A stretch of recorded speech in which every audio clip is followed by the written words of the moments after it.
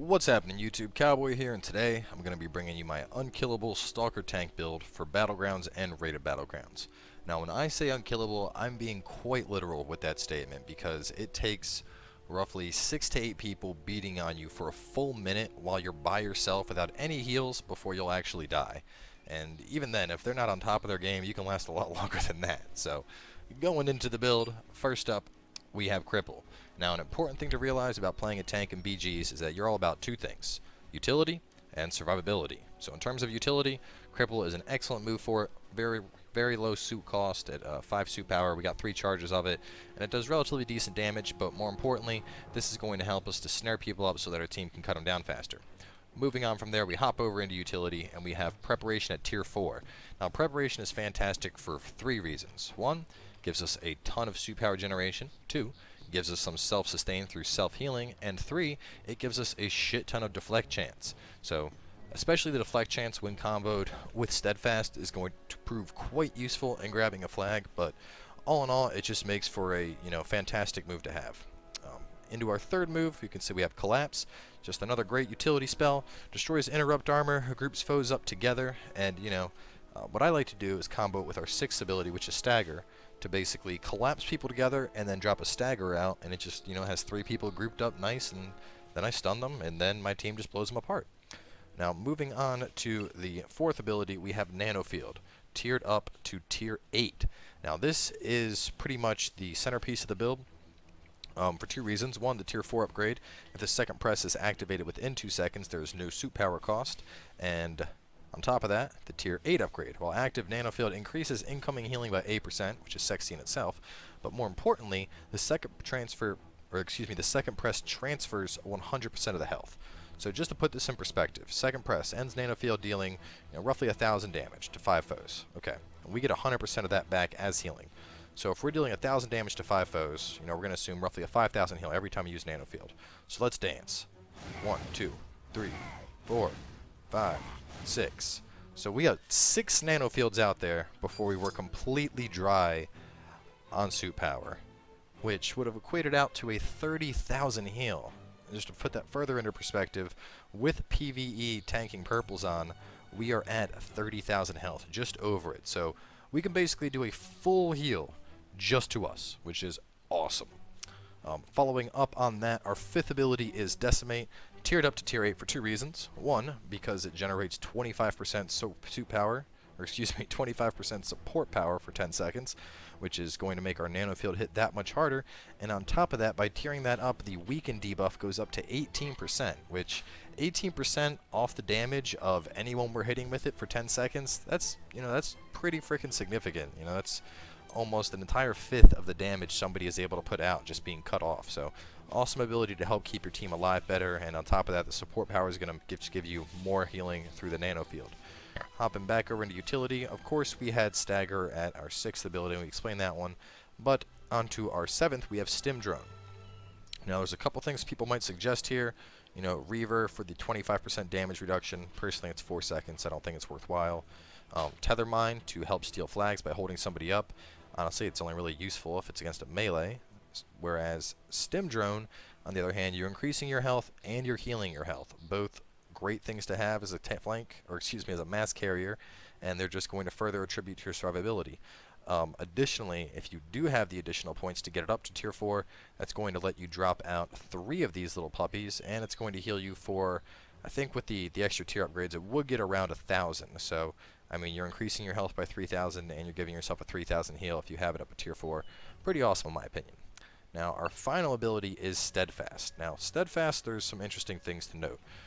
1, it gives us a shit ton of deflect, but that deflect is lost when we deflect an attack. So just to put in perspective how much we're deflecting, if we pop Preparation, get that all the way up, hit Steadfast, boom, 90.85% deflect chance. And every now and then you'll hear people talking about the 100% deflect Stalker build. Basically, all that involves is having both Steadfast at Tier 8 and Preparation at Tier 4. If you have your gear, you might not even need that, but you can see by having Steadfast at Tier 8 now, pop the prep, pop Steadfast, and for the next 2 seconds, nothing can touch me. Now, while that is incredibly awesome because it lets you just pick up flags and laugh in the face of people, it takes, I want to say, like 2.3 seconds to actually manage to grab a flag. So if somebody manages to hit you in that very last second, all was for naught. And additionally, for it to actually work, you have to have steadfast all the way up to tier 8, because like I said, otherwise, once you deflect an attack, it falls off. So personally, it's really situational whether you want to go up to tier 8 and steadfast. I find that for the most part, I can usually, you know, just having the deflect up from preparation and that one little extra bit of steadfast is enough. And unless there's somebody that's really just training just you and riding your ass into the ground while you're trying to grab a flag, it's not going to really come in to be that handy, except for in those, you know, very specific situations. Whereas the 18% weaken and the 25% support power, I feel, are going to be more helpful all around. Moving on over into the amps. First we have deflect chance, and then on top of that we have support power, of course. Pretty basic, right? Moving on from there, we have empowered attack mastery. Landing a hit in nanoskin evasive has a 20% chance to restore 475 shield. Not much, but you know, 475 shield is 475 shield, so it's better than nothing. Our other ability we have here is Forbearance. Deflecting an attack grants a stack of Forbearance for 6 seconds, and when the stat count reaches 6, it's consumed for 658 health. Which doesn't seem like much, but you need to understand that we're basically deflecting attacks non-stop in this build, so Forbearance ends up going off quite a bit. Moving on from there, the coup d'etat of tanking, Last Stand. When dropping below 1% health, you gain an invulnerability, which for the next 3.5 seconds you cannot be killed, and you recover 910 health every half a second for 3.5 seconds. This can only occur every 2 minutes. Last Stand is fantastic. This build basically lets you walk out of the enemy base with the flag, get on the verge of death, get yourself back up, and then meet up with your healers to get a successful flag camp. Following that, over into our hybrid support utility tab, we have PvP defense and shield capacity tiered all the way up. We have Stay Afloat. Deflecting attack grants 181 health every second for 3 seconds. You know, just more passive healing coming in. Of course, a boost when your shields are depleted, we get an Empower, giving us a 50% increase in support power for 5 seconds. And then additionally, we have Tech Mastery. Deflecting an attack gives us a 50% chance to increase our tech by 28% of our maximum for 6 seconds, which, of course, that tech damage makes Nanofield that much better.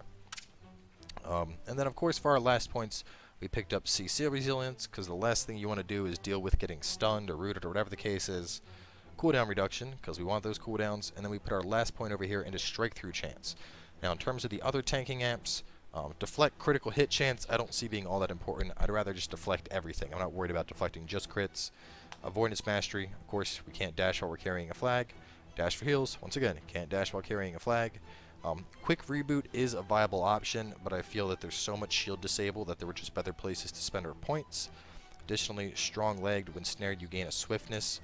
While I do see this one being potentially really good in PvP, I'm not entirely sure if that would go off while carrying the flag, and on top of that, the 17% for 3 seconds isn't anything too major, but you know, if you have the amp points to pick that up, I could see that as being a viable option.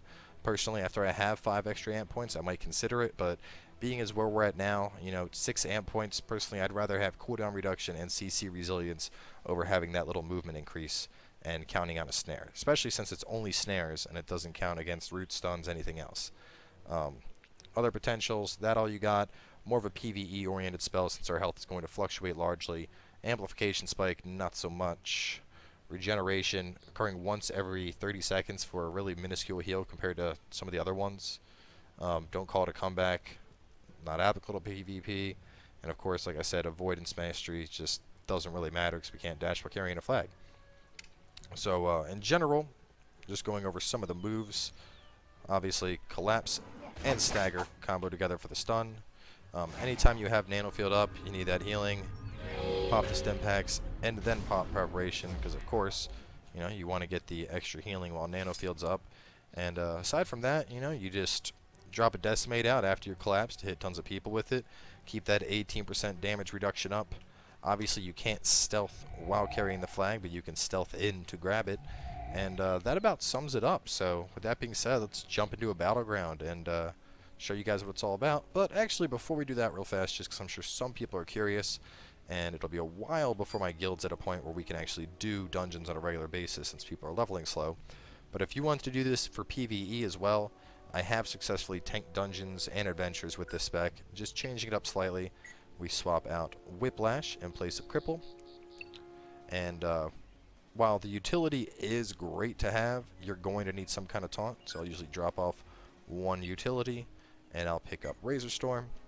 And ta-da! We're a PvE tanking spec. That easy. But like I said, we've gone through it.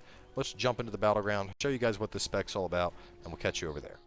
So here we are, Walatiki Temple, the optimal Battleground to be a tank. Got my buddy Havoc along with me for some boss-ass heals. And before this BG gets kicked off, let's talk about just a couple of key things to remember when you're a Stalker tank in a Battleground. Obviously, you can't pop stealth while carrying the flag, so you can't get the active bonus. At the same time, obviously, the passives of Nanoskin Evasion still apply. Combo your Collapse along with Stagger to stun up groups that are chasing you. Always have Nano Field up, of course. On top of that, if you want to grab a flag and there's a bunch of people on it, Preparation, combo with Steadfast to just deflect everything while you snag the flag. So that's about it. I mean, you could switch up Stim Drone for some tether mines if you want to do strictly a steal build to try and tether somebody off of the flag while you grab it. That is a possibility. However, personally, I just prefer Stim Drone for strict running, because I mean, giving myself an extra 1500 health and healing for that much, so I prefer that, but you know, should end up going good, so we'll see. There's Havoc there. It's like an evil little gremlin. In general, since you can't sprint or dash or any of that stuff once you get the flag, I use that stuff all up to get over there as fast as possible. Since I don't have any mobility moves, because you can't use them while you're carrying, of course. So right at the start, not going to bother stealthing in. If there's somebody that's already waiting for me, like a Stalker, he's going to, just pop out and stun me anyway, in which case I'm going to leave, so. And we got the flag. Easy grab. Now we'll just make our way on out. And we'll put up Nano Field at this point, just in case there's any Stalkers hanging out. And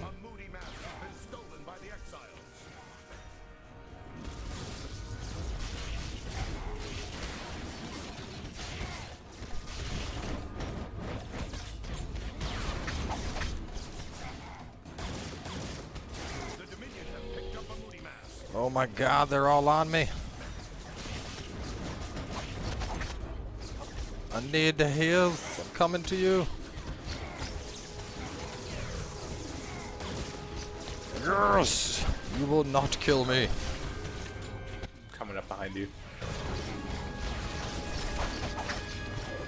Reduce that damage. Spam Nano Field on these bitches. And we are back. So like I said, in general, you can tank quite a few Exile, but you're not invincible, so you do want to still aim to meet up with your heals. I mean, I'm not sure if they popped Last Stand there, but I keep calling it Last Stand, but what's it called? Yeah, no, it is called Last Stand here too. I keep thinking it's called that just because that's what it was when I was a warrior back in WoW, but alright, at this point we're going to go for another steal, I think.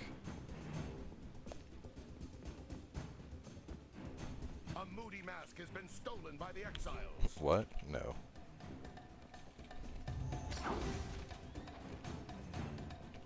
They might actually have defense at this point, we'll see. Yeah, they got some people on it. There's some combat. We'll distract them in their base while you guys take care of the next one that pops.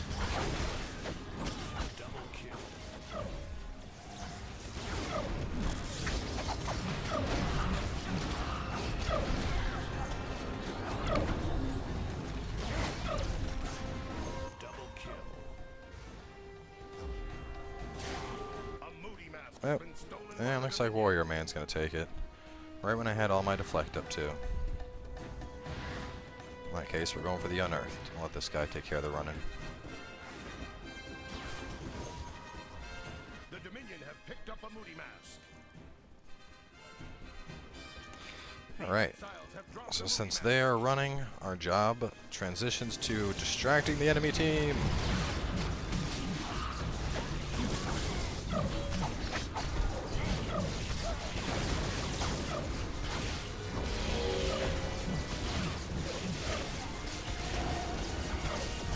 We're not going down without a fight, you bastards.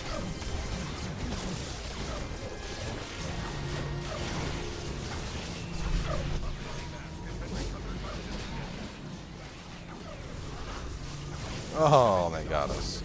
1, 2, 3, 4, 5, 6, 7 exiles? I think it was 8 or 9. It was a lot, that's for sure. Yep. Has been stolen by the Exiles. I'm not going to help them much considering it's 3-0 and the steal they just grabbed isn't going to get far, but that's what's fun about Stalker Tank. Either you can grab a steal, bring it back, you can grab the pop and bring it back, and if both of those jobs are being accomplished, you make one hell of a great distraction. Not to mention the 18% damage reduced, which is pretty significant.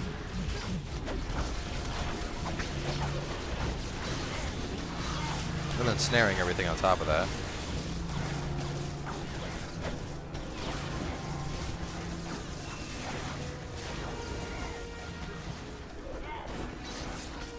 Especially something like engineers that have shit mobility to begin with. And oh my god, emergency maintenance in 15 minutes. Oh no!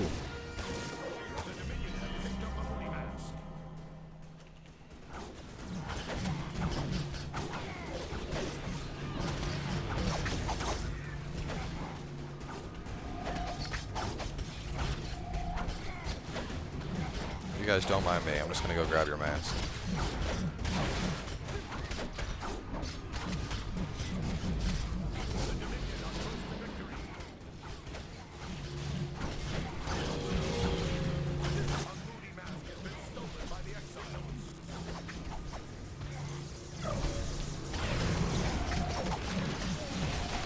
I'm not going down. I had a dream. A dream that one stalker would fight an entire team and refuse to die. And this dream will be realized today.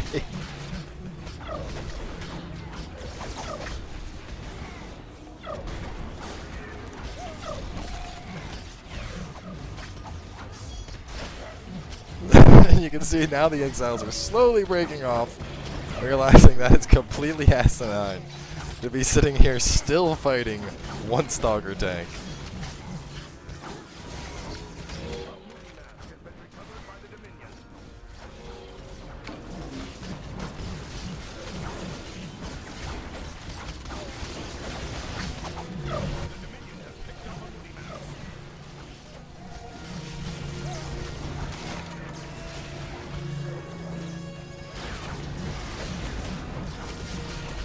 Oh, finally we go down. That was absurd. I'll have to look at the damage taken at the end of the match, because that was a lot of people on me. It looked like their entire team, and I saw like 5 or 6 times where you went down to 1. Yeah, it's pretty funny. And that's the win. So, let me see. Damage done. Not too high. Healing done. Damage taken. 502,000 damage. Oh, that's pretty good. Either way, though, guys, hopefully this gave you a good idea of how effective a Stalker tank can be in Battlegrounds. Like I said, it makes an absolutely fantastic mass carrier. Probably one of the best out there. So, thanks for watching. If you already haven't, make sure to hit that subscribe button, drop a like, and we'll catch you guys next time with more Wildstar.